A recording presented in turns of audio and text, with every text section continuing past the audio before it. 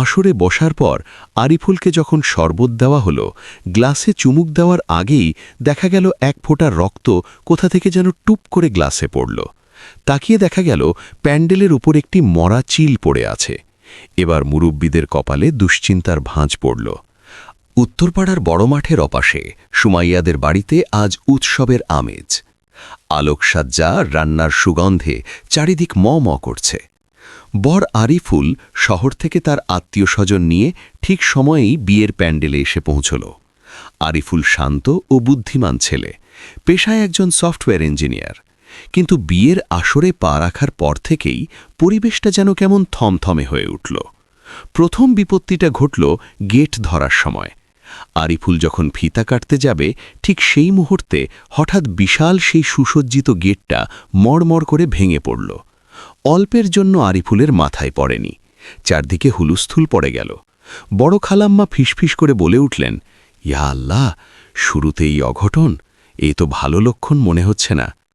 আরিফুল হেসেই পরিস্থিতি সামাল দিল, খালাম্মা, গেটটা বোধহয় শক্ত করে বাঁধা হয়নি, এটা একটা দুর্ঘটনা মাত্র। কিন্তু অঘটন থামল না।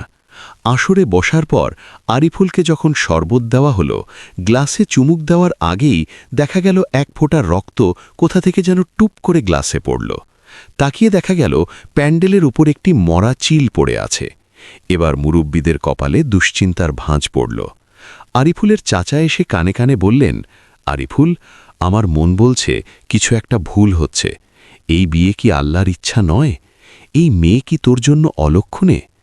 আরিফুল শান্তস্বরে বলল, চাচা, ইসলামে কুসংস্কার বা কুলক্ষণের কোনো স্থান নেই। যা হচ্ছে সব কাকতালীয়, আপনি দোয়া করেন।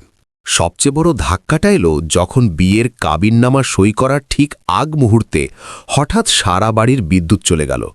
জেনারেটরও কাজ করছে না। অন্ধকারের মধ্যে হঠাৎ কে যেন একটা চিরকুট আরিফুলের কোলের ওপর ছুঁড়ে দিয়ে গেল।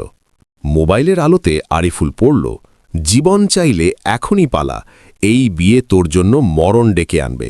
আত্মীয়রা এবার বেঁকে বসল।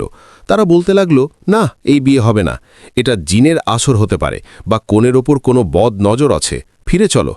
কিন্তু আরিফুলের সন্দেহ হল অন্য জায়গায়। সে লক্ষ্য করল প্যান্ডেলের এক কোণে গ্রামের কিছু বখাটে যুবক অন্ধকার সত্ত্বেও খুব উৎসুক হয়ে তাকিয়ে আছে এবং নিজেদের মধ্যে হাসাহাসি করছে। আরিফুল বুদ্ধি খাটিয়ে বলল, ঠিক আছে, আমি একটু ফ্রেশ হয়ে আসি, তারপর সিদ্ধান্ত নিচ্ছি। সে আড়ালে গিয়ে তার শহরের দুই বলিষ্ঠ বন্ধু এবং গ্রামের পরিচিত এক ছোট ভাইকে ডাকল। আরিফুল লক্ষ্য করেছিল গেট ভাঙার দড়িটা কেউ ধারালো অস্ত্র দিয়ে কেটেছিল। সে বুঝতে পারল এটা কোনো অলৌকিক বিষয় নয়, বরং সুপরিকল্পিত কোনো ষড়যন্ত্র। আরিফুল চুপি সারে পেছনের বাগানের দিকে গেল, যেখান থেকে ফিসফিস শব্দ আসছিল। সেখানে সে দেখতে পেল এলাকার চিহ্নিত বখাটে জহির এবং তার সঙ্গীরা কথা বলছে। জহির বলছে, চিলটা মারতে ভালোই কষ্ট হয়েছে, কিন্তু কাজ হয়েছে। বরপক্ষ ভয় পেয়েছে। এখন শুধু কোণের ঘরে মরিচের গুঁড়ো ছিটিয়ে দেব, যাতে কান্নাকাটি শুরু হয় আর সবাই মনে করে পেতনির আসর হয়েছে। সুমাইয়াকে আমি ছাড়া আর কেউ বিয়ে করতে পারবে না। আরিফুল সবটা তার ফোনে রেকর্ড করে নিল। এরপর সে সরাসরি সুমাইয়ার বাবা এবং গ্রামের প্রধানকে ডেকে সবটা খুলে বলল এবং প্রমাণ দেখাল। জহির আসলে সুমাইয়াকে পছন্দ করত এবং তাকে জোর করে পাবার জন্যই এই অশুভ লক্ষণ নাটক সাজিয়েছিল। গ্রামবাসীরা ক্ষেপে উঠলেন। আরিফুল বলল, পুলিশ ডাকার দরকার নেই, ওদের আগে সবার সামনে হাতে নাতে ধরা হোক। পরিকল্পনা অনুযায়ী আরিফুল আবার আসরে গিয়ে বসল এবং বলল সে বিয়ে করবে না। শুনেই জহির ও তার দলবল খুশিতে আসরের সামনে চলে এলো। ঠিক তখনই আরিফুলের ইশারায় তার বন্ধুরা এবং গ্রামের জোয়ান ছেলেরা জহিরদের চারপাশ থেকে ঘিরে ফেলল। আরিফুল সবার সামনে মোবাইলের রেকর্ড বাজিয়ে দিল। জহিরের চেহারা ফ্যাকাশে হয়ে গেল। গ্রামবাসীরা জহির আর তার সাঙ্গপাঙ্গদের আচ্ছা করে ধোলাই দিয়ে গোয়াল ঘরে আটকে রাখল। চারদিকের গুমট ভাব নিমেষেই কেটে গেল। যারা কুলক্ষণ বলে চিল্লাপাল্লা করছিল, তারা লজ্জিত হয়ে আরিফুলের সাহসিকতার প্রশংসা করতে লাগল। অবশেষে মোনাজাতের মাধ্যমে অত্যন্ত সুন্দর পরিবেশে আরিফুল ও সুমাইয়ার বিয়ে সম্পন্ন হল। কুসংস্কারকে জয় করে আরিফুল প্রমাণ করল যে বুদ্ধি আর ধৈর্য থাকলে যে কোনো অন্ধকার ষড়যন্ত্র দূর করা সম্ভব।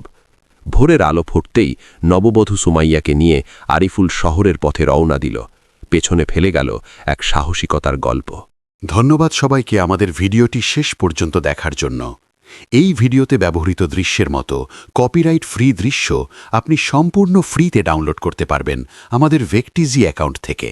লিঙ্কটি ডেসক্রিপশন বক্সে দেওয়া আছে, চেক করে নেবেন। এমন আরও ভিডিও দেখতে চাইলে আমাদের চ্যানেলটি সাবস্ক্রাইব করে আমাদের পাশেই থাকুন। সবাই ভালো থাকবেন, আবার দেখা হবে পরের ভিডিওতে।